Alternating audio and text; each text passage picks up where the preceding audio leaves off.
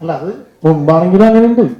ഒരു തമാശ എഴുതി കഴിഞ്ഞാൽ ഇത് എത്രത്തോളം വർക്കാവും എന്നുള്ളതും ആർക്കൊക്കെ വേദനിക്കും എന്നുള്ളതൊക്കെ ആലോചിച്ചിട്ട് ഇങ്ങനെ നേരത്തെ എഴുതുന്നൊക്കെ. അതിന്റെ ഒരു ഇപ്പൊ നമ്മള് ഫോക്കൽ ലെങ്ത് മാറൂലേ ഓരോ ക്യാമറയുടെ അപ്ഡേഷൻ വരുമ്പോൾ എന്ന് പറഞ്ഞ പോലെ അതിന്റെ ഒരു എഡ്ജുകൾ മാറിക്കൊണ്ടിരിക്കും.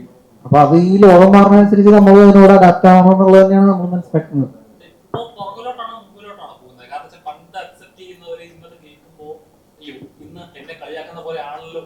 അതെ, ലോകം അങ്ങനെയാണല്ലോ ഇപ്പൊ പറഞ്ഞുകൊണ്ടിരിക്കുന്നത്. അപ്പൊ അതിനനുസരിച്ച് എല്ലാവരും മാറും. അപ്പൊ എഴുത്തുകാരും അതിനനുസരിച്ച് മാറണം എന്നുള്ളത് തന്നെയാണ്. നമ്മളും അതിനനുസരിച്ച് മാറുന്നുണ്ട്. ഇനി ഈ സിനിമയിൽ എന്ന് പറഞ്ഞു കഴിഞ്ഞാല് അങ്ങനത്തെ ഒരു തമാശയൊന്നുമല്ല ഇത്. ഈ സിനിമ ആക്ച്വലി അതിന് വേണമെങ്കിൽ ഒരു എക്സാമ്പിൾ ആയിട്ട് പറയാവുന്ന ഒരു സിനിമ. കാരണം ഇതിലെ സിറ്റുവേഷനിലാണ് ഹ്യൂമർ അല്ലേ.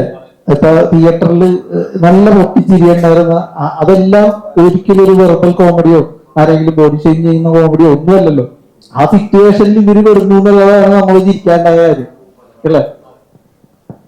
അങ്ങനത്തെ സിറ്റുവേഷൻ കാണുക എന്നുള്ളതാണ് നമ്മൾ സിനിമയിൽ മിസ് ചെയ്തുകൊണ്ടിരിക്കുന്നത്. ഈ സിനിമയിൽ അങ്ങനത്തെ കുറെ മുഹൂർത്തങ്ങളുണ്ട്. അത് എൻജോയ് ചെയ്യാനായിട്ട് എല്ലാവരും തിയേറ്ററിലേക്ക് വരും.